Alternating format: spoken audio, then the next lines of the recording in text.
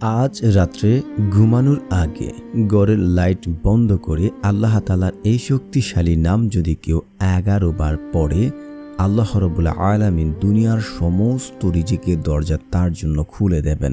তার জীবনের সমস্ত ঋণ আল্লাহ তাআলা পরিশোধ করে দেবেন এবং রাত্রেকেই সে সুসংবাদ শুনতে পারবে। কারণ আমলটি বহুবার পরীক্ষিত। যদি আপনারা আল্লাহ তাআলার কাছে সঠিকভাবে সঠিক পদ্ধতিতে চাইতে পারেন, আল্লাহ তাআলা আপনাদেরকে এমন ধন সম্পদ, এত টাকা পয়সা দান করবেন যা আপনি রাখার জন্য ঘরে জায়গা খুঁজে পাবেন না। আমলটি দ্বারা বহুবার পরীক্ষিত এবং অনেকেই ফলাফল পেয়েছে। তো আপনারা যদি আমল দ্বারা ভাগ্য পরিবর্তন করতে চান, রিজিক বাড়াতে চান, তাহলে না টেনে সম্পূর্ণ ভিডিও দেখতে হবে, কারণ পয়েন্ট মিস হলে কাজে আসবে না। তো যারা এখনও এই চ্যানেলটি সাবস্ক্রাইব করেননি, দয়া করে চ্যানেলটি সাবস্ক্রাইব করে পাশে থাকবেন। ধন সম্পদ, টাকা পয়সা সবকিছু আল্লাহ তাআলাই আমাদেরকে দিয়ে থাকেন।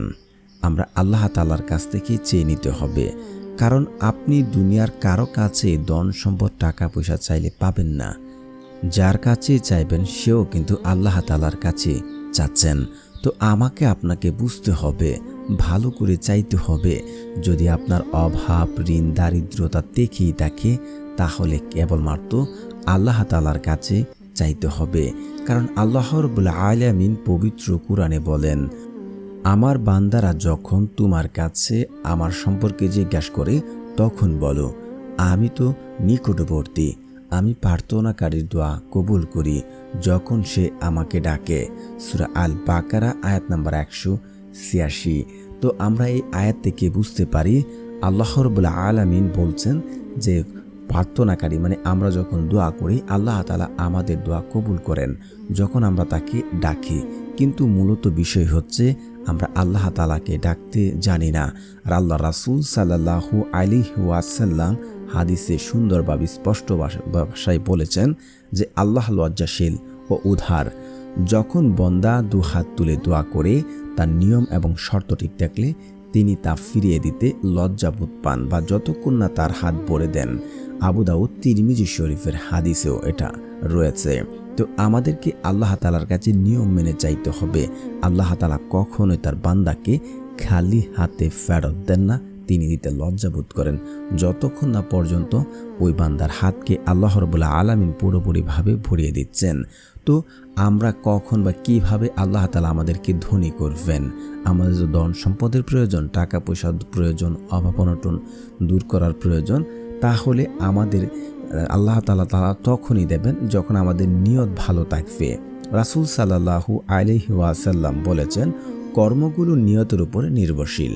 বুখারী ও মুসলিম শরীফের হাদিসে রয়েছে, যদি কারো নিয়ত হয় আল্লাহ সন্তুষ্টির জন্য বৈধ রিজিক কামাই করা, পরিবার হালাল খাওয়ানো, দান করা, সমাজের উপকার করা, তাহলে আল্লাহ তাআলা তার জন্য রিজিকের দরজা খুলে দেন। সুবহানাল্লাহ। এবং সঠিক সময়ে আপনি আল্লাহ তাআলার কাছে দোয়া করছেন, আল্লাহ তাআলাই জানেন কখন দিলে আপনার জন্য ভালো হবে। আল্লাহ কখনো মানুষকে ধনী করেন তখনই যখন তিনি মনে করেন মানুষ ওই সম্পদ নিয়ে বরখে যাবে না, মানে সে বেশি অহংকারী হবে না, বরং শুকর করবে। আল্লাহ তাআলা বলেন, আল্লাহ যাকে ইচ্ছা সীমাহীন রিজিক দেন আর যাকে ইচ্ছা সীমিত করে দেন। সূরা রদ আয়াত নাম্বার 26। তো আল্লাহ সুবহানাহু তাআলার ইচ্ছা কখন দিবে, আমাদের কখন দিলে ভালো হয়, তিনি কিন্তু ভালো জানেন। আবার অনেক সময় আমাদেরকে পরীক্ষা করার জন্য আল্লাহ রাব্বুল আলামিন অভাব অনটনে ফেলে রাখেন বা আমাদের ধন সম্পদ দান করে থাকেন। অনেক সময় আল্লাহ কাউকে ধনী করেন তার ঈমান পরীক্ষা করার জন্য। সে কি দান করবে, যাকাত দেবে নাকি অহংকার করবে। আবার কাউকে গরিব রাখেন ধৈর্য পরীক্ষা করার জন্য। কখনো হতাশ হবেন না।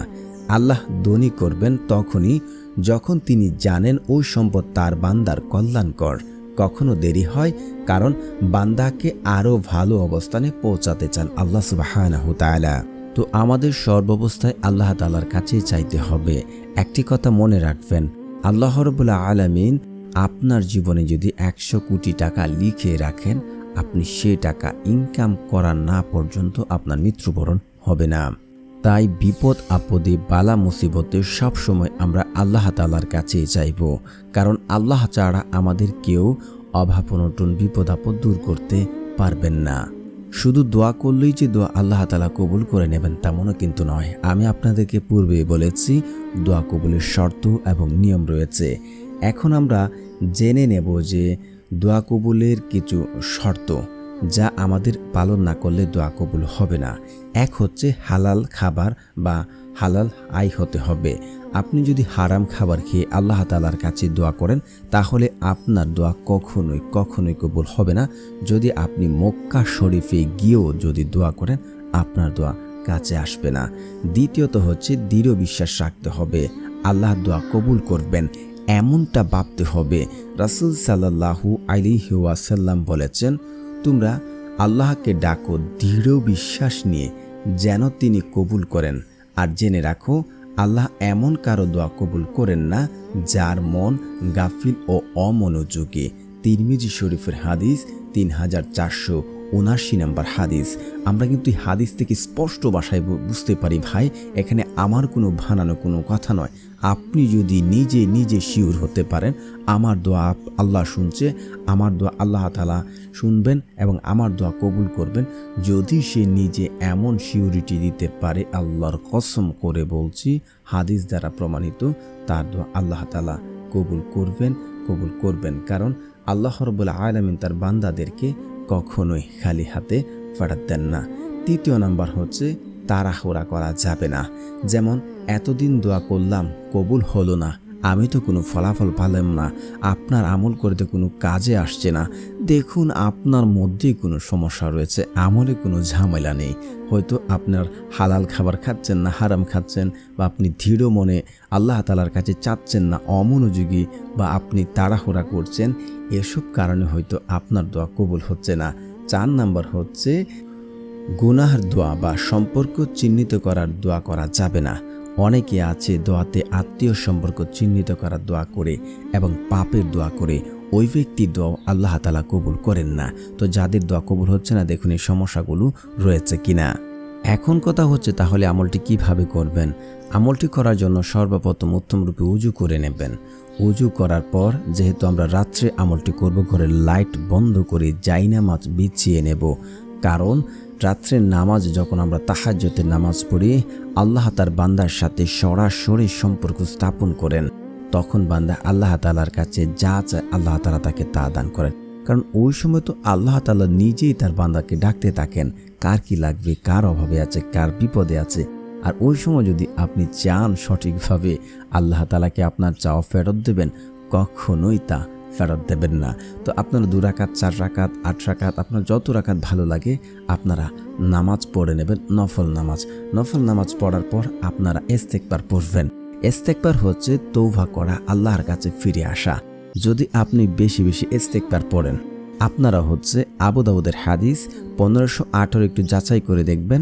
তারপর হচ্ছে সূরা নূহ আয়াত নাম্বার 12টা যাচাই করে দেখবেন। যে ব্যক্তি আল্লাহ তাআলার কাছে ইস্তেগফার করে, আল্লাহ তাআলার কাছে তওবা করে ফিরে আসে, আল্লাহ তাআলা তার ধন সম্পদ সন্তান সন্তুষ্টি বাড়িয়ে দেন। সূরা নূহ আয়াত নাম্বার 10 থেকে 12।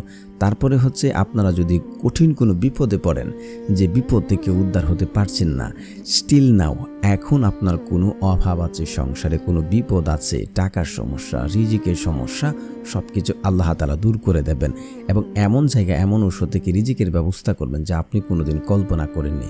আপনারা আবু দাউদ হাদিস নাম্বার 1518 যাচাই করে দেখবেন। তো অবশ্যই আপনারা 21 বার ইস্তেগফার পড়বেন। আস্তাগফিরুল্লাহ, আস্তাগফিরুল্লাহ, আস্তাগফিরুল্লাহ, আস্তাগফিরুল্লাহ। তারপরে হচ্ছে আপনার রাসূল সাল্লাল্লাহু আলাইহি ওয়াসাল্লামের উপরে দুরূদ শরীফ পড়বেন।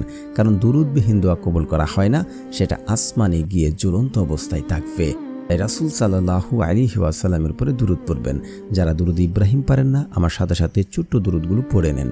সাল্লাল্লাহু আলাইহি ওয়াসাল্লাম, সাল্লাল্লাহু আলাইহি ওয়াসাল্লাম, সাল্লাল্লাহু আলাইহি ওয়াসাল্লাম। প্রথমে 3 বার দুরূদ শরীফ পড়বেন, তারপর দোয়ার শেষে আবার 3 বার দুরূদ শরীফ পড়বেন। সাল্লাল্লাহু আলাইহি ওয়াসাল্লাম, সাল্লাল্লাহু আলাইহি ওয়াসাল্লাম, সাল্লাল্লাহু আলাইহি ওয়াসাল্লাম।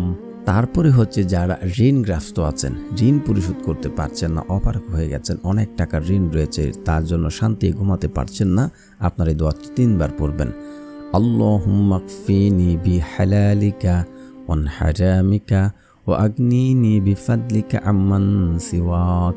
আল্লাহুম্মা কফিনি বিহালালিকা ওয়ান হারামিকা ওয়া আগনিনি বিফাদলিকা আম্মান সিওয়াক। তারপর হচ্ছে আপনার একবার সূরা ফাতিহা পড়বেন।